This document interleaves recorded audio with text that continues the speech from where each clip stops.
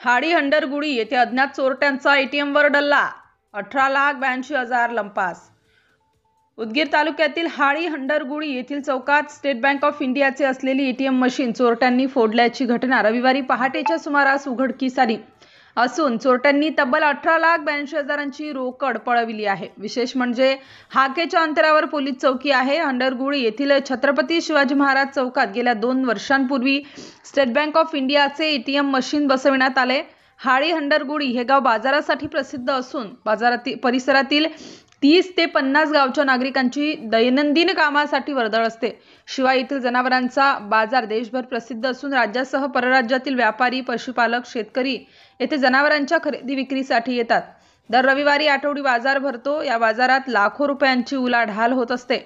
आर्थिक उलाढाल व्यापारी नागरिकांच्या सोयीसाठी एटीएम मशीन बसविण्यात आले। मात्र रविवारी बाजार असल्याने संबंधित एजन्सीकडून शनिवारी रात्रीच मशीनमध्ये पैशांचा भरणा करण्यात आला होता। यावर नजर ठेवून अज्ञात चोरटे कारमधून आले। रविवारी पहाटेच्या सुमारास चोरांनी गॅस कटरने मशीन कापली।